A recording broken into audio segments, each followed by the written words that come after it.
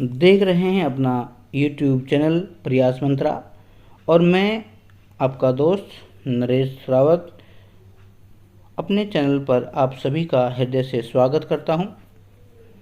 दोस्तों, आज हम आपके लिए लाए हैं 20 प्रश्नों की एक छोटी सी संस्करण, छोटी सी एक वीडियो, जिससे आपको लाभ मिलेगा ऐसी कामना करते हैं। चलिए स्टार्ट करते हैं आज का अपना लेक्चर। तो क्वेश्चन है, हिंदी साहित्य का आलोचनात्मक इतिहास पुस्तक के लेखक का नाम क्या है, यानी क्या नाम है। तो हिंदी साहित्य का जो आलोचनात्मक इतिहास है वो डॉक्टर राम कुमार वर्मा जी ने लिखा था। तो शुक्ल ने तो हिंदी साहित्य का इतिहास लिखा है और हजारी प्रसाद द्विवेदी ने हिंदी साहित्य का आलोचनात्मक इतिहास नहीं लिखा। तो इसके रचयिता हैं डॉक्टर राम कुमार वर्मा। तो अतः इसका आंसर नंबर ग ठीक होगा। निम्नलिखित में से राजस्थानी बोली नहीं है, यानी राजस्थान जो क्षेत्र है जो कि पश्चिमी बोली के अंदर आता है उसमें राजस्थानी बोली नहीं है। जैसे मेवाती है तो राजस्थानी बोली का भाग है, हाड़ौती है तो ये जयपुर के आसपास के क्षेत्रों में बोली जाती है, तो इसको हम जयपुरी उर्फ हाड़ौती भी कहते हैं। मगही जो है वो आपकी मगध प्रदेश की यानी बिहार की जो बोली है, भोजपुरी या बिहारी के अंदर आता है।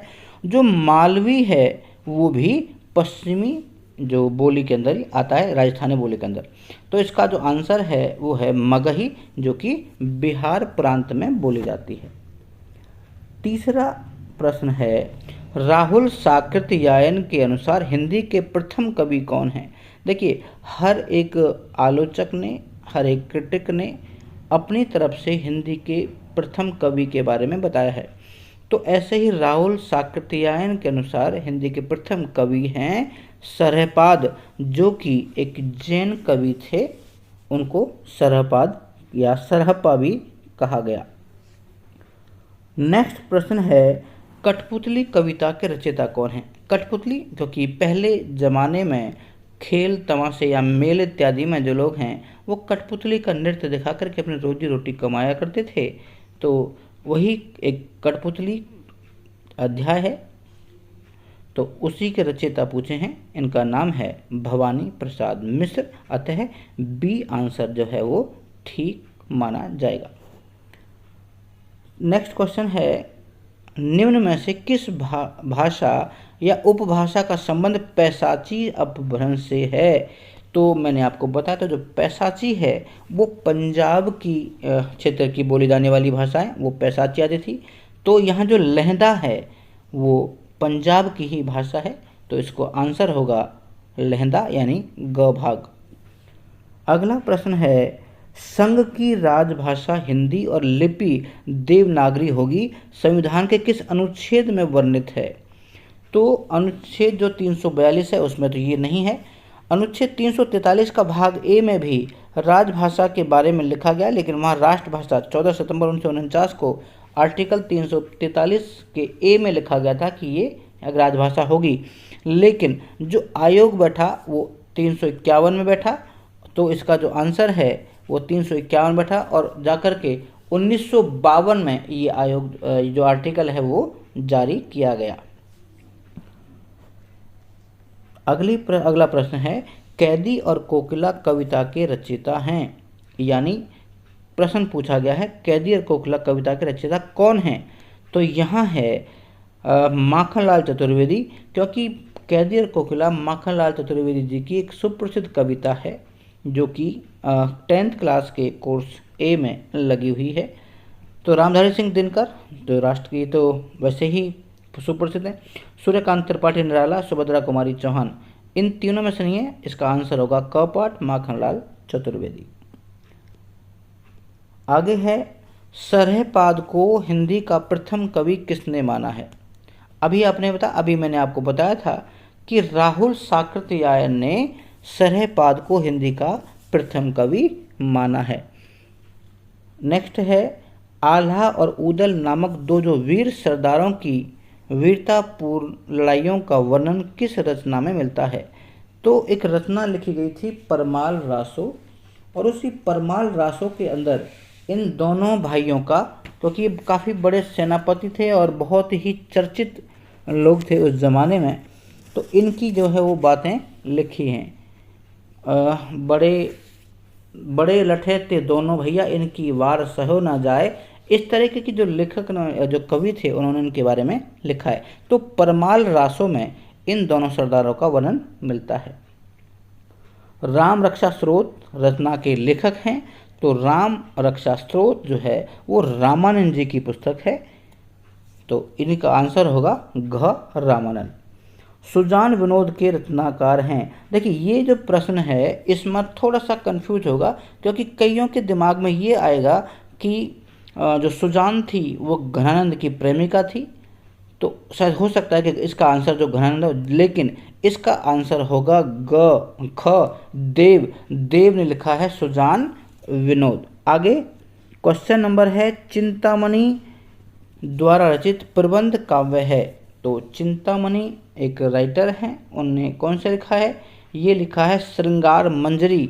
ये प्रबंध काव्य है। देखिए काव्य के दो हैं, एक होगा महाकाव्य, एक होगा खंड काव्य, एक होगा प्रबंध काव्य। तो इसके बारे में जो है वर्णन प्रबंध काव्य में मिलता है। चिंतामणि की पुस्तक है प्रबंध काव्य श्रृंगार मंजरी। आगे है प्रश्न 33 है, हिंदी का पहला समाचार पत्र उदंत मार्दंड कब प्रकाशित हुआ? तो हिंदी का जो पहला समाचार पत्र था वो 1826 में जो है वो प्रकाशित हुआ था, वो भी बनारस से। आगे निम्नलिखित में से दिनकर की रचना नहीं है। देखिए प्रश्न को थोड़ा ध्यान से पढ़ें, तो निम्नलिखित में से दिनकर की काव्य रचना नहीं है, तो महाकवि दिनकर हैं। देखिए हुंकार, कुरुक्षेत्र, उर्वशी, रसमरथी, ये सभी उन्हीं की पुस्तक हैं, लेकिन त्रिधारा जो है उनकी पुस्तक नहीं है, तो इसका आंसर होगा त्रिधारा यानी घ। साहित्य या लोचन कृति के रचनाकार कौन हैं? तो साहित्य लोचन कृति के जो लेखक हैं वो हैं बाबू श्याम सुंदर दास, तो इसका आंसर होगा क पाठ बाबू श्याम सुंदर दास। आगे है क्वेश्चन नंबर 36 या 36, जयशंकर प्रसाद द्वारा रचित गीति नाट्य है, यानी ऐसा नाटक जो गाभे जा सकता है, यानी गद्यात्मक जो है शैली उसकी हो, तो ये नाटक था करुणालय। एक नाटक था उनका करुणालय, अतः इसका ग पाठ है वो ठीक है। प्रेमचंद द्वारा उर्दू भाषा में लिखा गया उपन्यास बाजारे हुस्न का हिंदी रूपांतरण क्या है? इसका हिंदी रूपांतरण है सेवा सदन, क्योंकि इस जो विषय है, इस जो पाठ का या इस उपन्यास का जो विषय है वो बाजारू यानी देह व्यापार में जो लिप्त महिलाओं की उनकी कहानी है, उसका नाम है सेवा सदन, जिसमें एक सुमन कैरेक्टर है, उसी के बारे में ही लिखा है। प्लाट का मोर्चा शमशेर सिंह बहादुर की कृति है। अब ये पूछना चाहता है कि प्लाट का मोर्चा शमशेर सिंह बहादुर ने किस विधा में लिखा है? तो इसकी जो विधा है वो कहानी है, एक स्टोरी है, प्लाट का मोर्चा। काला जल उपन्यास के लेखक हैं, तो काला जल उपन्यास लिखा जो गया था वो लिखा है सानी, और जो सानी हैं इनका जो नाम था गुलशेर खां सानी, तो इनका यह आंसर होगा गुलशेर खां सानी यानी ग भाग। और 40वां जो प्रश्न है, मैं उस जनपद का कवि हूँ, काव्य कृति के कवि हैं। तो देखिए ये कहना चाहता है कि ये जो कृति है काव्य कृति, ये त्रिलोचन जी की है। उसने कहा था कि मैं उस जनपद का यानी उस छोटे से शहर का, उस ज़िले का हूँ जहाँ की अलग रीति रिवाज हैं, अलग रस्म और रिवाज हैं, तो इसका आंसर है त्रिलोचन जी। तो ये 20 क्वेश्चन आप तक पहुँचाने का प्रयास किया। उम्मीद करता हूँ कि ये 20 प्रश्न आगामी परीक्षाओं में पूछे जाएंगे और बहुत ही महत्वपूर्ण प्रश्न है। जो मित्र, जो दोस्त मेरे चैनल पर नए हैं, वो मुझे पहली बार सुन रहे हैं, उनसे करबद्ध वंदन है कि वो कृपया करके मुझे सहयोग करें, अपने काव्य जो हमारा परिवार है प्रयास मंत्रा उसमें और बढ़ोतरी हो, और मैं आप सभी के उज्जवल भविष्य की कामना करता हूँ।